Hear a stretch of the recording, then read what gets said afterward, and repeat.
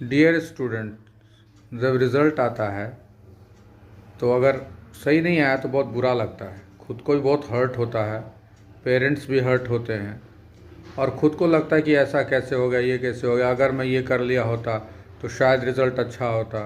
So and so result जब ख़राब आता है तो कुछ दिन बुरा लगता है, फिर वापस से आप उसी स्थिति में आ जाते हैं, चल जस्ट चिल, देखा जाएगा। तो फिर वापस से रिज़ल्ट वही रिपीट करता है जैसा आज के आया है। तो इसलिए ये इम्पॉर्टेंट है कि अपने रिज़ल्ट से लेसन लें, सबक लें और उसको रिपीट ना हो इसके लिए प्रयास करिए। सो ये बात ध्यान में रखिए।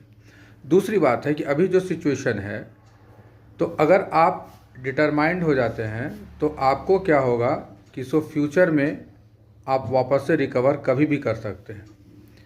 शर्त यही है कि समय रहते समझदार बन जाइए तो आसानी होगी और सफलता भी अच्छी होगी।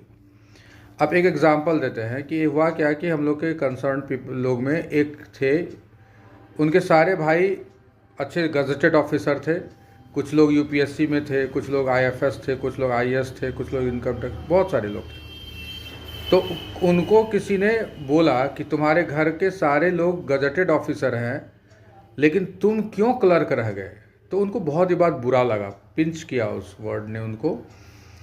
तो फिर उन्होंने लास्ट अटेम्प्ट में, बीपीएससी का लास्ट अटेम्प्ट समझ लिए बहुत ज़्यादा एज हो रखा होता है, तो लास्ट अटेम्प्ट में उन्होंने ट्राई किया और बीपीएससी क्वालिफाई कर गए और अपना सीट सिक्योर कर लिए। तो मॉरल स्टोरी ये है कि अगर कोई इंसान चाहे तो एज के किसी भी समय में अपने आप को बैकअप कर वापस से कर सकता है और सक्सेस ले सकता है।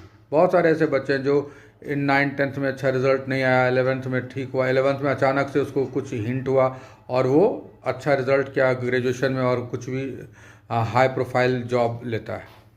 तो मेरा कहना ये है कि अगर आज आप अवेयर हो जाते हैं, अपने लिए रेडी हो जाते हैं, तो उस वक्त जो है आपको स्ट्रगल कम करना पड़ेगा, उस वक्त जो है आपको डर कम लगेगा। इसलिए समय रहते समझदार बन जाइए, नहीं तो जब समझ आएगी तब तक समय समाप्त हो जाएगा। Okay, hope you understand this and as much as possible, जितना जल्दी हो सके इस बात को समझ लीजिए कि समय रहते समझदार बन जाना है, बाद बाकी फिर चिड़ियाँ चुग गई खेत, उससे कोई फ़र्क नहीं पड़ता है। Right, all the best.